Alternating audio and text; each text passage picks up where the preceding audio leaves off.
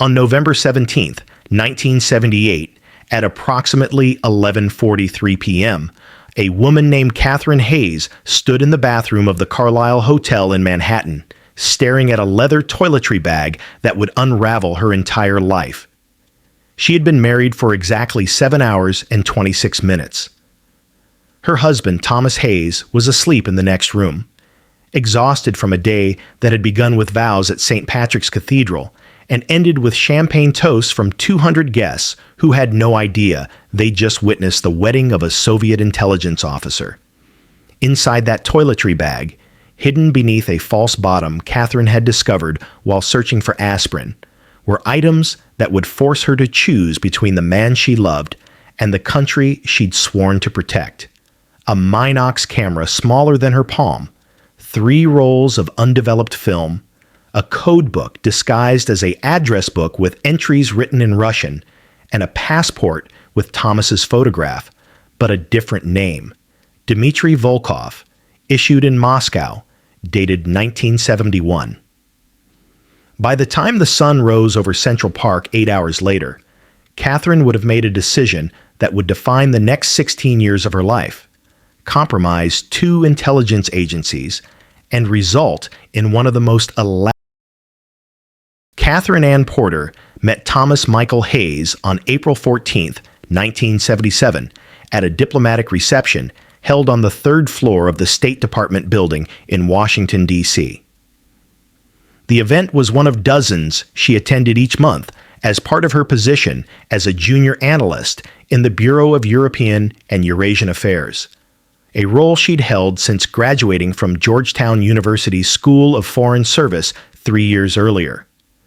The reception room had high ceilings and chandeliers that cast warm light across delegates and bureaucrats holding glasses of mediocre white wine, and Catherine had been standing near the eastern windows, half listening to a conversation about grain export quotas, when Thomas appeared beside her and asked if she knew where he might find the attaché from the Belgian embassy. He was tall, just over 6 feet, with dark hair beginning to gray at the temples, despite being only 32 years old. He wore a charcoal suit that fit him well, and when he smiled at her after she pointed out the Belgian delegation across the room, the smile reached his eyes in a way that made him seem genuinely grateful rather than performatively polite. He introduced himself as an international banking consultant specializing in European markets, working primarily with mid-sized American firms looking to expand their operations into common market countries. His handshake was firm without being aggressive, and his voice carried the faint, flattened vowels of someone who'd grown up in the Midwest, though he told her later. That evening, he'd been raised in Minneapolis and had spent his undergraduate years at the University of Wisconsin before moving east for business school.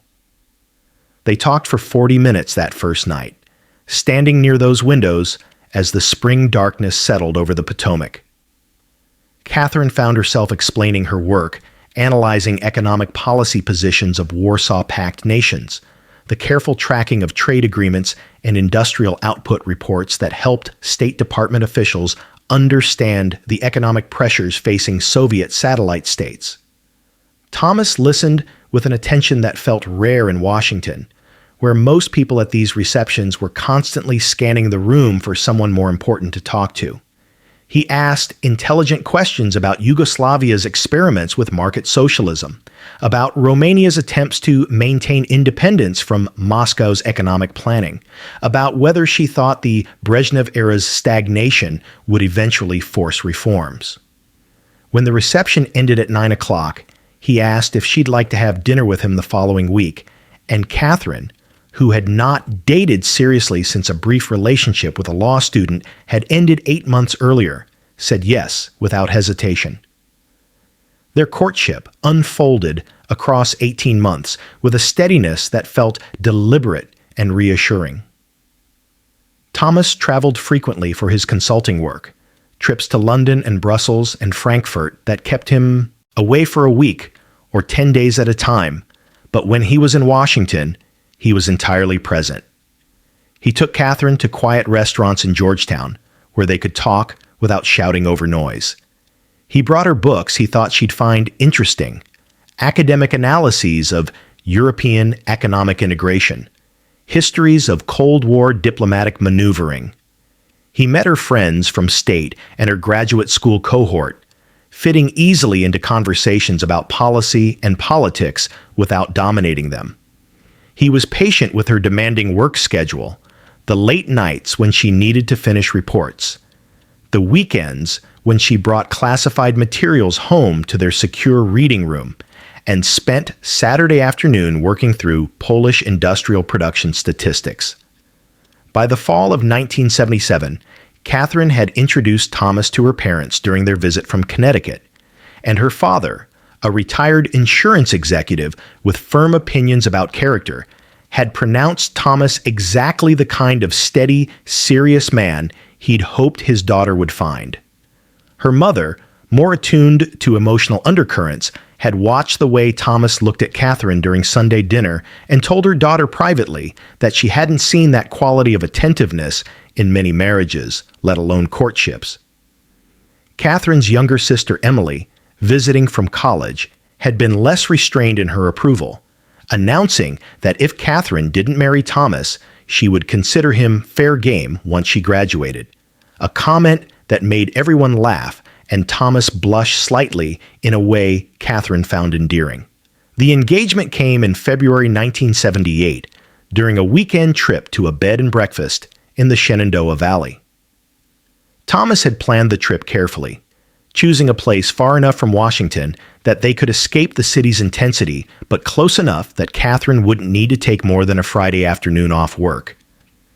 They'd gone for a walk in the cold afternoon, following a trail through bare trees with mountains rising in the distance, and Thomas had stopped at a clearing where the view opened up across the valley. He'd taken her hand and told her that he'd spent the past 20 months understanding that he wanted to build a life with her, that her intelligence and integrity and the way she approached the world with both idealism and clear-eyed realism made him certain she was the person he wanted beside him for whatever years they had ahead. The ring was simple, a single diamond on a gold band, and when he asked her to marry him, Catherine had felt a certainty that pushed away any doubt about whether this was the right choice, the right person, the right future. The wedding was set for November 17th, 1978. Catherine's mother took charge of the planning, with the controlled efficiency of someone managing a military campaign, and over the following 9 months, decisions were made about flowers and invitations and seating arrangements. Thomas's family was smaller than Catherine's, just his mother and a younger brother who lived in Chicago, but they integrated easily into the preparations. Thomas's mother, a soft-spoken woman who'd been widowed when Thomas was in high school, seemed quietly pleased that her son had found someone, and she told Catherine during one of their planning meetings that Thomas had never brought anyone home to meet her before, which she took as evidence that this relationship meant something different to him than whatever casual dating he'd done in his 20s. November 17th arrived with clear skies and temperatures in the low 50s, unseasonably warm for mid-November in New York, where Catherine and Thomas had decided to hold the wedding. St. Patrick's Cathedral had been Thomas's suggestion, and though Catherine's family wasn't particularly religious, the grandeur of the space seemed appropriate for the formality of the occasion.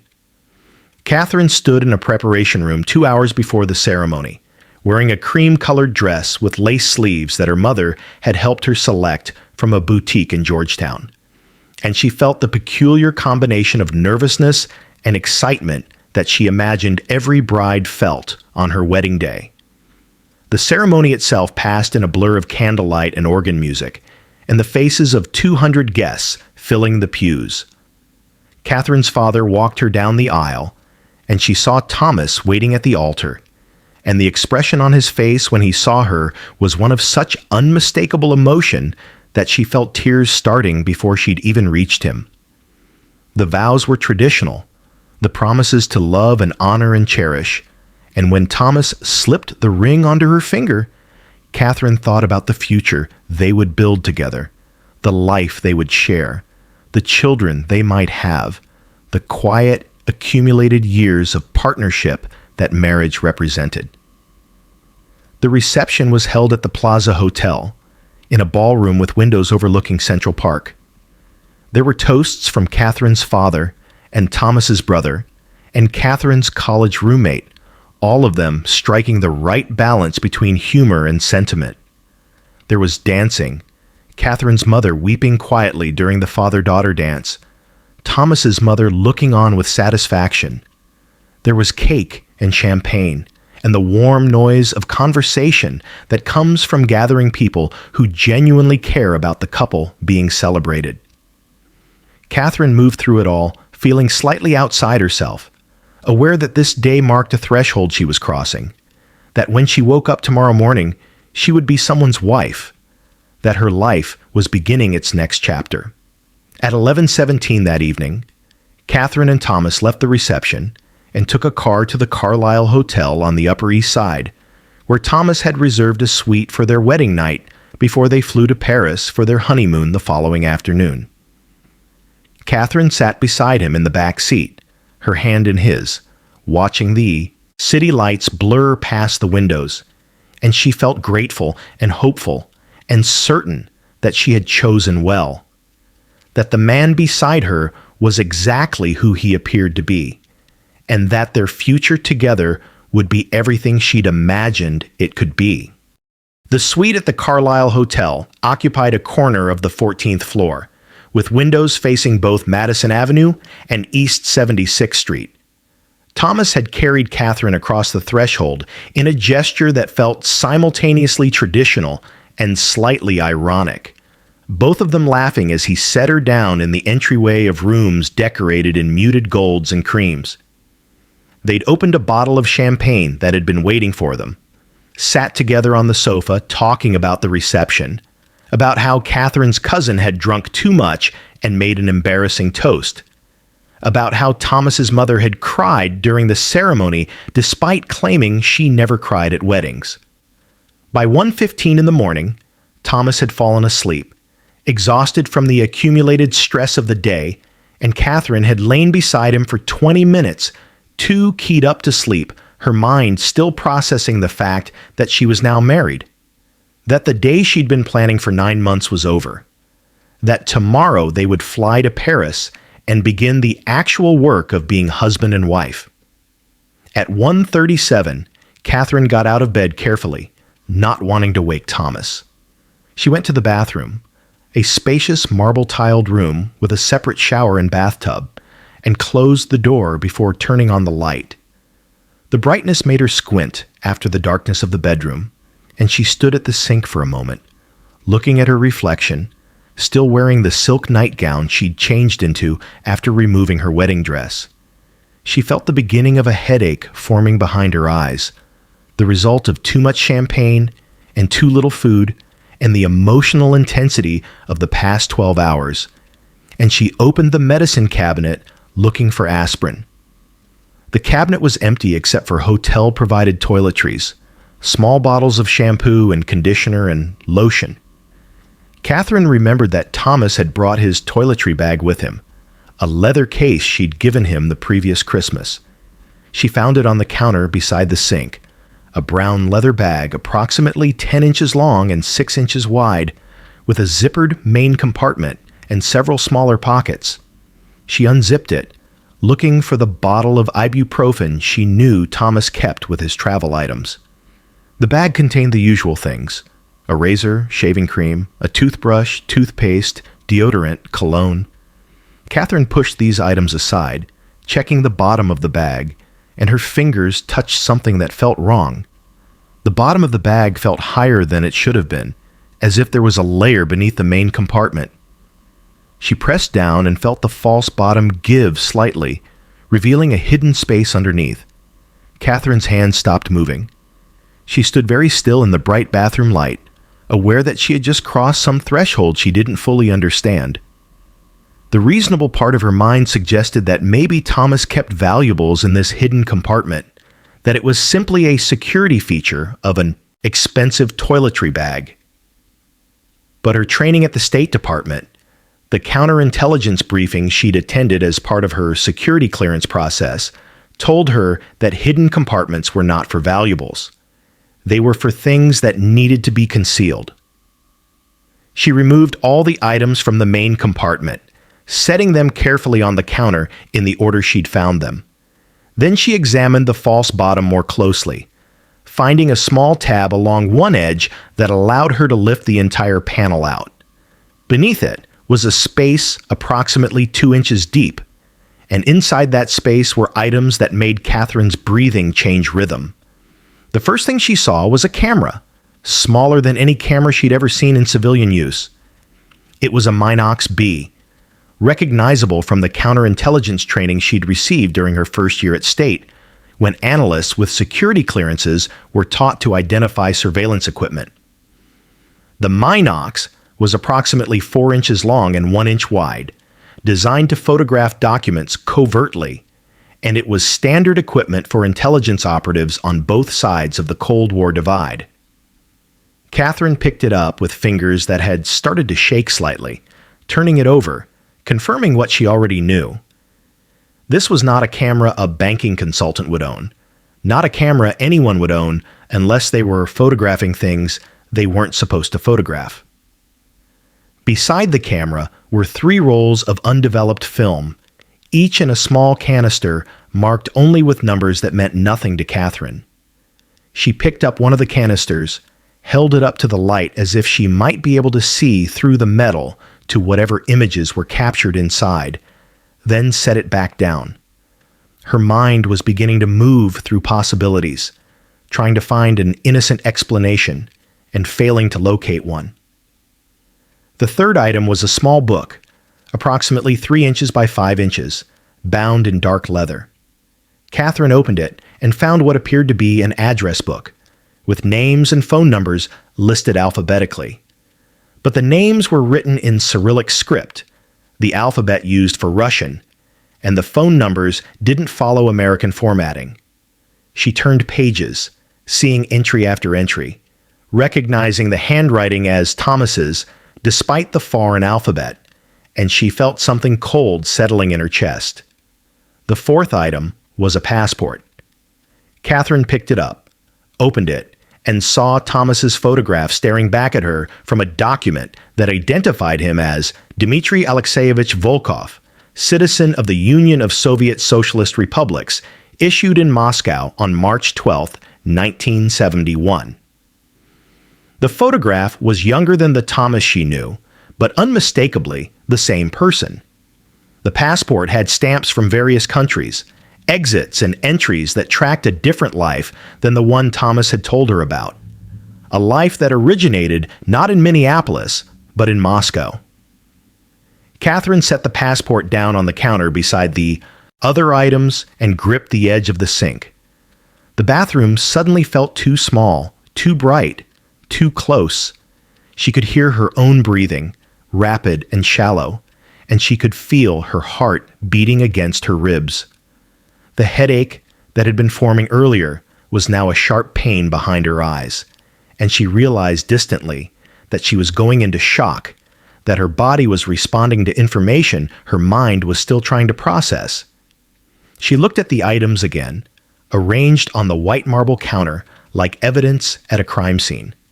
A Minox camera used for document photography, undeveloped film, a code book written in Russian, a Soviet passport with Thomas's face and a different name. The implications were not subtle. The man she had married 7 hours ago was not who he claimed to be. The life story he had told her, the childhood in Minneapolis, the education at Wisconsin, the career in international banking, all of it was fabrication. Thomas Hayes did not exist except as a cover identity for someone named Dmitry Volkov, and Dmitry Volkov, based on the equipment in front of her, was a Soviet intelligence officer operating in the United States. Catherine's training told her what she should do. She should leave the bathroom immediately, leave the hotel, go directly to the nearest FBI field office, report what she'd found.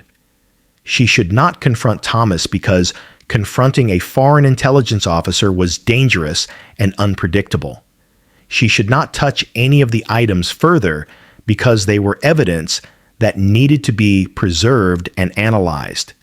She should not delay because every moment of delay was a moment Thomas could use to flee or to destroy evidence or to contact his handlers.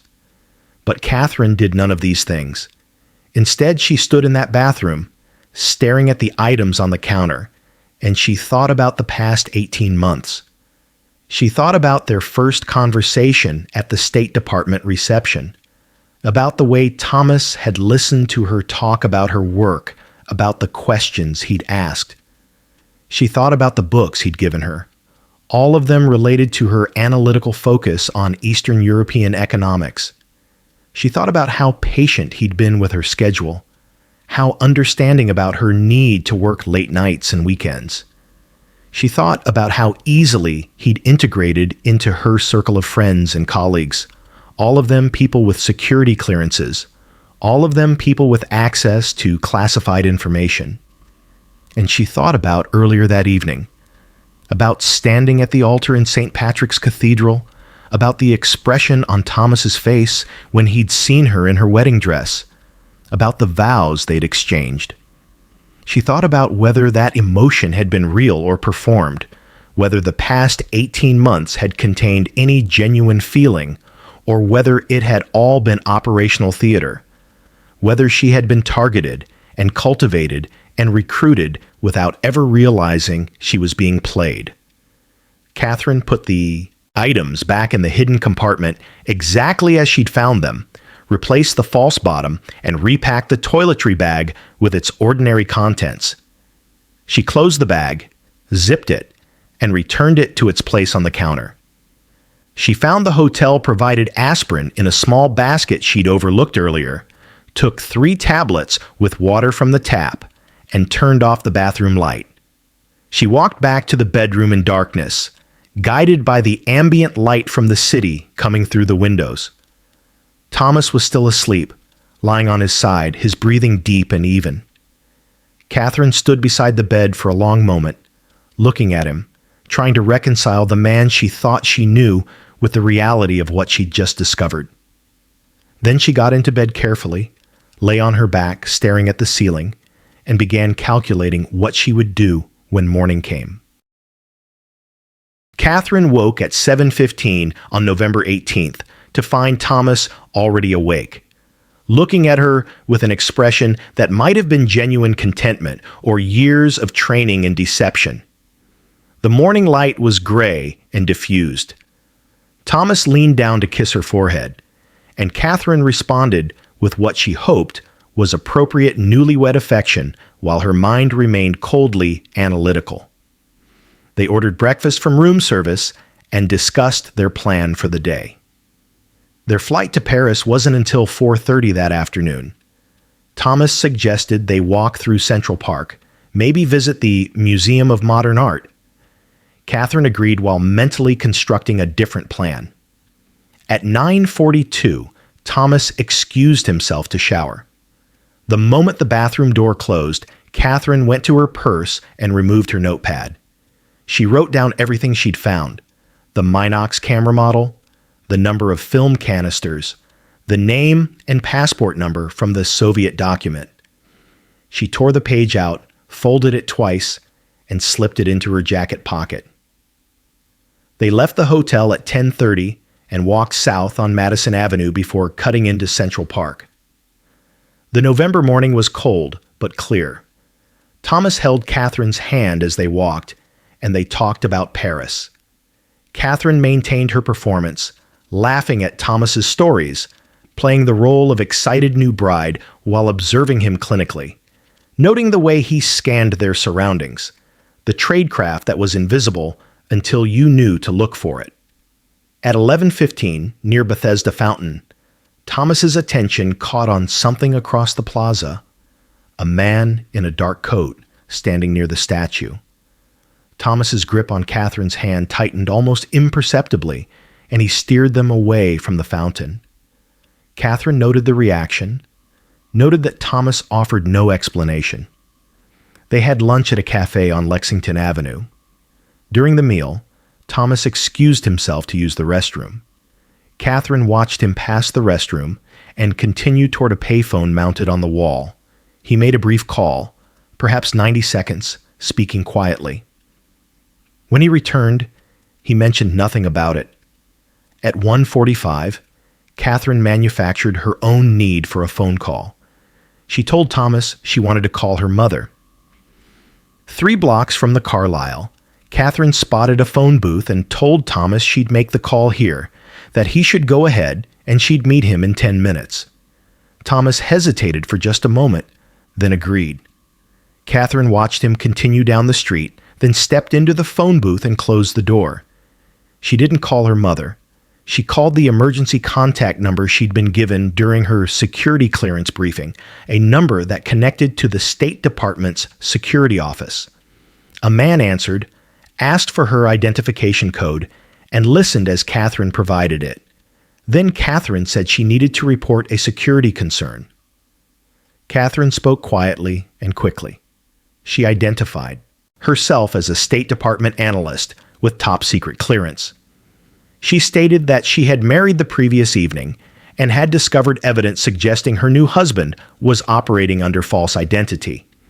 She listed the items: Minox camera, undeveloped film, code book in Cyrillic, Soviet passport. She provided the name Dmitry Alexeyevich Volkov. She stated that her husband believed she was unaware of these findings. The man asked if she was in immediate danger. Catherine said no. He asked where her husband was currently. She said the Carlisle Hotel, 3 blocks away. He told her someone from the FBI would meet her at the phone booth within 30 minutes. She was to wait in public view and not return to the hotel until instructed. At 2:17, a man in his mid-30s approached her, wearing a dark suit. He showed credentials identifying him as Special Agent Robert Mills, Federal Bureau of Investigation. They walked to a coffee shop, took a corner booth. Mills asked Catherine to repeat everything, and she did, providing additional details about Thomas's behavior that morning. Mills took notes in a small leather notebook. When Catherine finished, Mills asked her what she wanted to do. Catherine said she didn't understand the question. Mills clarified. Did she want to separate from Thomas immediately, or did she want to continue to Paris as planned? Mills explained that if she separated now, Thomas would know his cover was compromised and would likely flee. But if she continued the honeymoon, she could provide valuable intelligence. Catherine asked if he was seriously suggesting she go to Paris with a Soviet spy. Mills said he understood how difficult this was, but that she was in a unique position to help her country. The Bureau would support her completely. She'd be in contact with handlers throughout the trip. Catherine sat in that booth trying to process what was being asked of her. She thought about Thomas waiting at the hotel, probably wondering where she was. She thought about their flight to Paris in 2 hours. She thought about the alternative, returning to Washington alone, explaining to everyone that her marriage had lasted less than 24 hours. At 2:43, Catherine told Mills she would continue to Paris.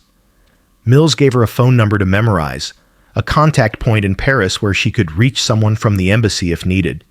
He told her to act naturally, to observe and remember everything.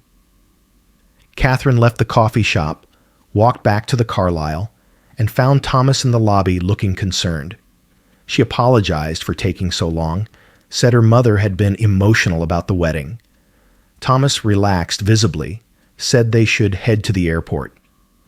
They took a taxi to JFK, checked in, and boarded the Air France 747. Catherine sat in the window seat, Thomas beside her, and as the plane lifted off, she looked down at the Manhattan skyline and understood that her honeymoon would be her first intelligence operation, that the man she'd married was her first assignment, and that the life she'd imagined had ended before it had truly begun. Catherine and Thomas returned to Washington on November 27th, landing at Dulles International Airport. The honeymoon in Paris had passed in suspended unreality. Catherine playing the role of enchanted bride while cataloging Thomas's movements. The phone call from their hotel on the third day. The afternoon he'd insisted on visiting a specific bookshop, browsing for exactly 20 minutes before purchasing nothing. The dinner, where Thomas had positioned himself facing the door. The phone call came at 7:32 that evening. A woman asked if Catherine could speak privately. Catherine said yes, took the phone into the bathroom. The woman identified herself as calling from the State Department's security office and said that Catherine was needed for a follow-up interview. Could she come to a facility in McLean, Virginia, tomorrow morning at 10? The next morning, November 28th, Catherine drove north from Arlington, following directions to an unmarked office building. She was met by Special Agent David Kellerman, FBI Counterintelligence Division. He escorted her to a conference room where two other agents waited. Kellerman opened a file folder containing surveillance photographs of Thomas. He asked Catherine to recount everything she'd observed since their wedding night. When she finished, Kellerman slid a document across the table. It was Thomas's real personnel file. According to this file, the man she'd married was Dmitry Alexeyevich Volkov, born March 4th, 1946, in Leningrad, recruited by the KGB in 1968. He'd undergone intensive training, had been provided with the Thomas Hayes identity in 1971, and had entered the United States through Canada with carefully constructed backstory. The file indicated that by 1975, his handlers had identified an opportunity to expand his access by targeting someone with State Department clearance. Catherine saw photocopies of internal KGB memoranda discussing the selection of potential targets. Her name appeared on a list of 12 State Department analysts who were unmarried, who might be susceptible to romantic cultivation. Kellerman pointed to a memo dated February 1977, 2 months before Catherine had met Thomas. The memo outlined an operational plan. Volkov would attend State Department functions, establish contact with Catherine, develop a relationship over 2 years, and marry her to gain sustained access. Catherine looked at her own name in a document written in Moscow, at the calculated assessment of her vulnerabilities, and she felt something cold and final settle in her chest. The entire relationship had been planned before Thomas had approached her at that reception. Every moment had been orchestrated, every gesture calculated. Kellerman said they needed to discuss next steps. The obvious course would be to arrest Volkov immediately. But there was another option. If Catherine was willing to continue the marriage while working with the FBI, she could help identify Volkov's handler, document his methods, potentially feed him selected information designed to mislead Moscow. She would become a double agent within her own marriage. Catherine would receive extensive training in operational security. She'd have regular contact with counterintelligence specialists. Every piece of information would be carefully controlled. The operation would be classified above top secret, and Catherine's cooperation would be entirely voluntary. Catherine asked what voluntary meant. The agents explained that Catherine could refuse, that they would arrest Volkov, and Catherine could resume her normal life. But they hoped she would consider the opportunity. Kellerman added that they understood this was asking her to live a lie, to maintain intimacy while conducting surveillance. The psychological toll would be significant. The Bureau would provide support through cleared mental health professionals. But marriages to intelligence officers sometimes lasted years. This could be a long-term assignment. Catherine asked practical questions. How would communication work? Kellerman explained there would be regular meetings disguised as routine activities. How much control would she have over what information Thomas received? Complete veto power. What if Thomas discovered she was reporting on him? They had contingency plans for extraction. Catherine asked if they believed Thomas had any genuine feelings for her. The three agents exchanged glances. Kellerman said honestly they didn't know. Intelligence officers were trained to manufacture emotion, but they were also human. It was possible Thomas had developed real feelings. It was also possible everything was performance. At 12:34, Catherine said she would do it. She would continue the marriage, would work with the FBI, would become a double agent in her own home. If Thomas had targeted her because she had value, then she would use that value against him. Kellerman nodded and said they'd begin training immediately. They'd meet weekly at various locations, always with cover stories. And they'd start developing a strategy for what information to feed him. Catherine left the facility at 2:15. She drove back to Arlington in cold November rain, and when she arrived at the apartment, she found Thomas working at the dining table. He looked up, asked how the clearance renewal had gone, and Catherine said it had been routine paperwork. Thomas smiled and said he'd made reservations for dinner in Georgetown. That evening, Catherine sat across from Thomas at a restaurant table, and she thought about the fact that everything she'd believed had been wrong, but she also thought about the KGB memos that had reduced her to a target designation.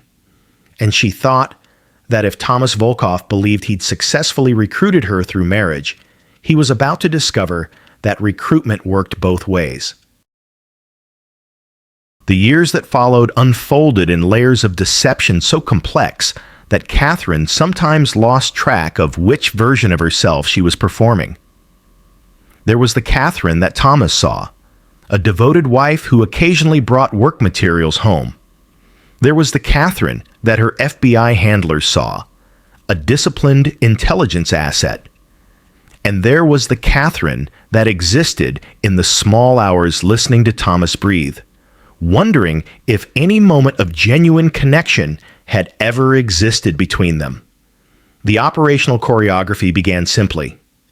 In early December 1978, Catherine's handlers identified a State Department assessment regarding Polish economic reforms that was classified but contained no information that would damage American interests. Catherine brought the document home, left it in her briefcase, and mentioned casually to Thomas over dinner that she was working on Poland. 2 days later, her FBI contact confirmed through signals intelligence that the document's contents had been transmitted to Moscow. Over the following months, Catherine was instructed to gradually increase her willingness to discuss work matters, to treat Thomas as a confidant. The materials were always carefully selected, documents that appeared valuable but actually contained information designed to reinforce false impressions, or intelligence assessments that were accurate but already known to Soviet analysts. Thomas's behavior suggested the operation was working. He encouraged her to pursue promotions that would give her access to higher classification levels. Catherine followed his suggestions. By 1980, she had moved to a mid-level role with regular access to intelligence assessments related to Warsaw Pact economic planning. The psychological compartmentalization required was extraordinary. Catherine attended training sessions with FBI specialists who taught her how to manage the cognitive dissonance, how to construct mental barriers. She learned techniques for emotional regulation, for maintaining the performance even in moments of physical intimacy. In March 1981, Thomas received a promotion within his cover organization, moving to a senior position that gave him legitimate reasons to travel frequently. Catherine's handlers saw this as confirmation that Moscow considered Thomas's access valuable. The relationship evolved in ways that complicated the clean narrative. They developed domestic routines, grocery shopping on Saturdays, hosting dinner parties, taking weekend trips. There were moments when Catherine observed Thomas and saw something that looked like genuine affection. She documented these observations, noting that Thomas's performance had either become indistinguishable from authenticity or that he had developed actual emotional attachment. In September 1982, surveillance identified a new Soviet intelligence officer, a woman using the cover identity of Elena Rostova. Signals intelligence suggested Rostova had begun meeting with Thomas using dead drop protocols in Rock Creek Park. Catherine was instructed to create opportunities for Thomas to photograph materials that would require him to schedule meetings with his handler. The operation worked precisely as designed.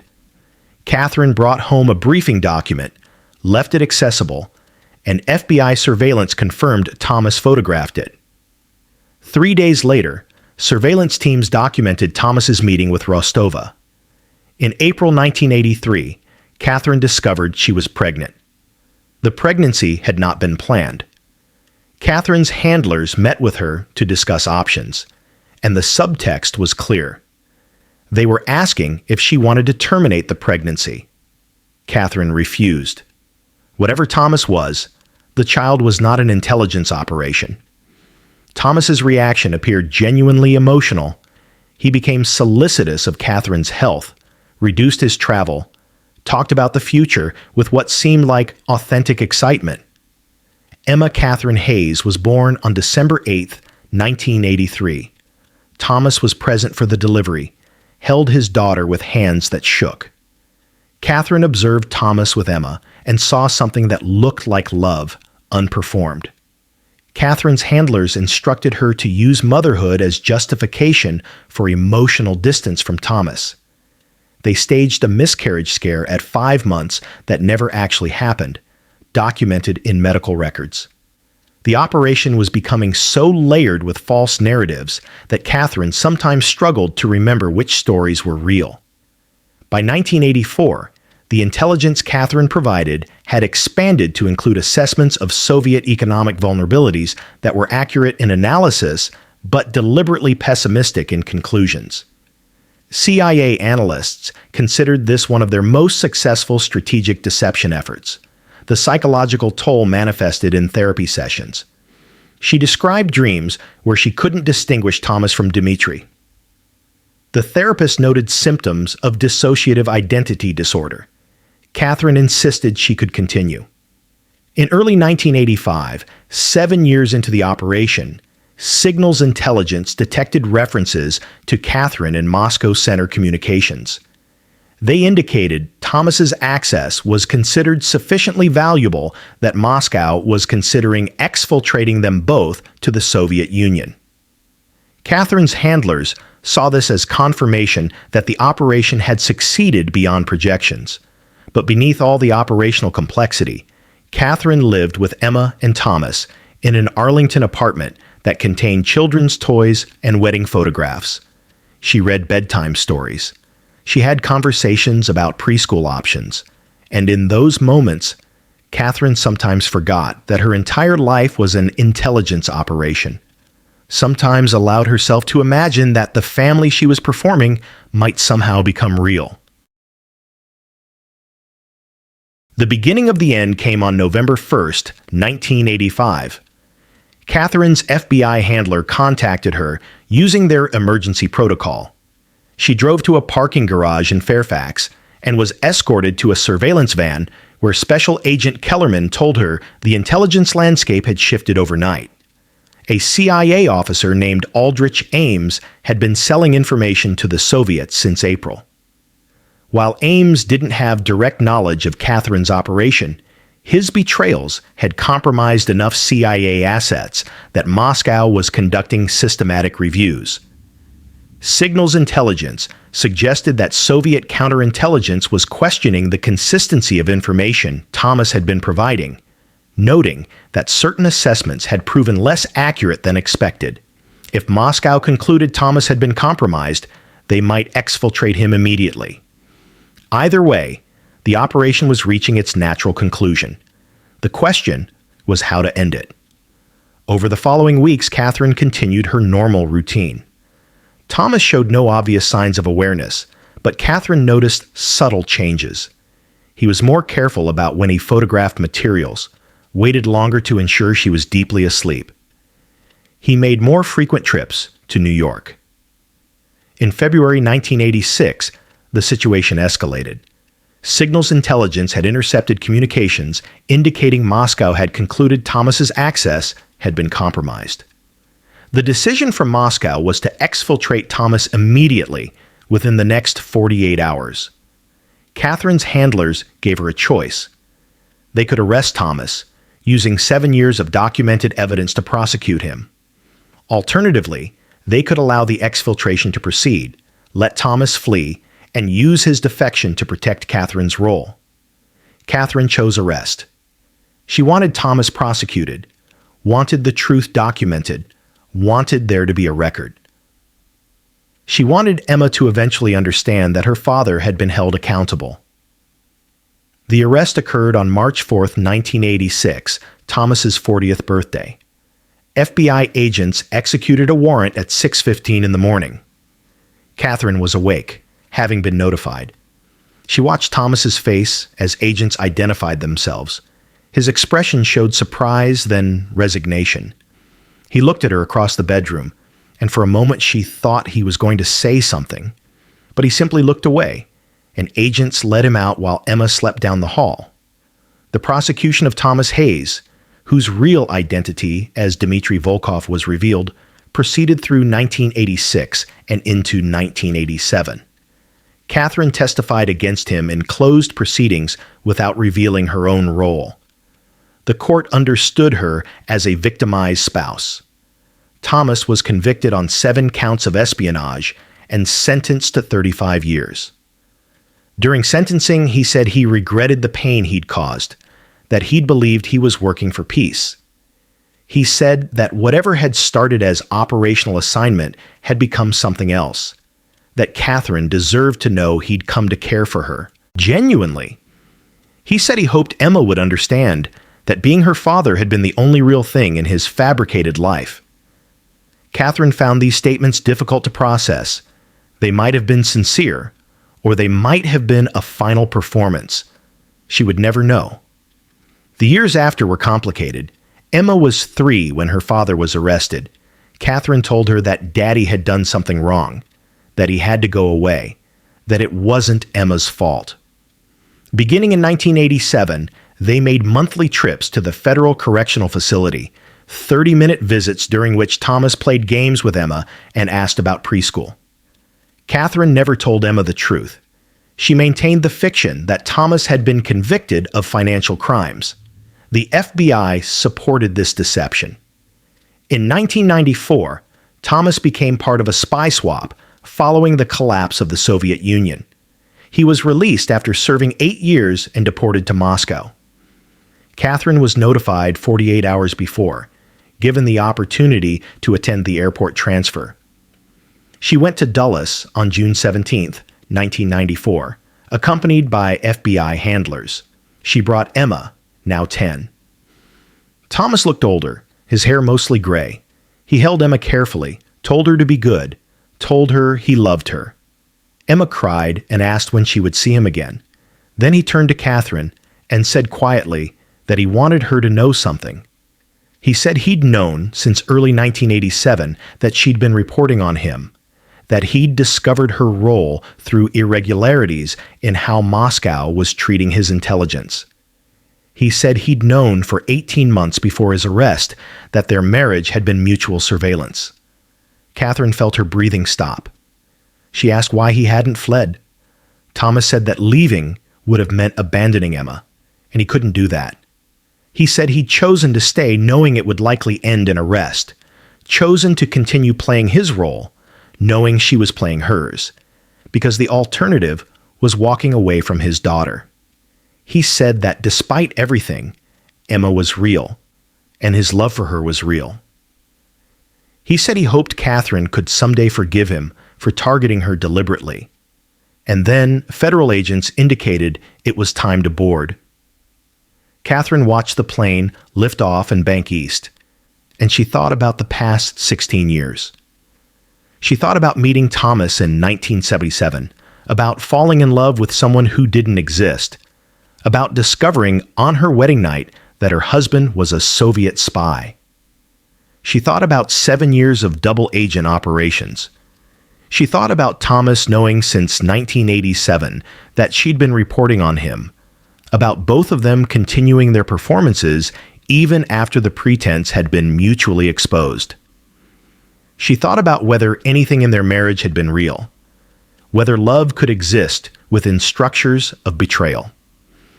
Catherine died on April 3, 2008, at age 56 from pancreatic cancer. Emma, by then 24, spent weeks sorting through Catherine's belongings. In a locked file cabinet, Emma found documents she wasn't supposed to find. Declassified FBI reports, photographs of her father meeting with Soviet handlers, transcripts discussing intelligence operations. Emma spent 3 days reading through the files, piecing together the truth. She learned that her father had been a KGB officer who'd targeted her mother deliberately. She learned that her mother had discovered this on their wedding night and had worked with FBI counterintelligence for 7 years. She learned that both her parents had been spies, that their marriage had been a battlefield. The revelation reframed Emma's entire childhood. The trips to visit her father, which she'd been told were about financial crimes, had been visits to a convicted spy. The meetings her mother claimed were with friends had been debriefings. The apartment had been under surveillance. Emma tried to reconcile the mother who'd read her bedtime stories with the intelligence asset described in FBI reports. She tried to understand her father as the KGB officer who'd targeted her mother. In the end, Emma concluded that her parents had both been victims and perpetrators simultaneously, trapped in roles that intelligence agencies had assigned them. They'd both lied and been lied to. They'd both betrayed and been betrayed. And somewhere in the middle, they'd created her, a daughter who represented both the operational complexity of Cold War espionage and the simple human fact that even spies were people who wanted families and love and ordinary lives. The story of Catherine Hayes and Dmitry Volkov ended not with dramatic resolution, but with quiet recognition that some questions have no satisfactory answers, that some betrayals are too complex to be categorized as simply right or wrong, and that the casualties of intelligence work include the children who grow up in households where nothing is quite what it seems. And the truth is classified at levels beyond their clearance to know.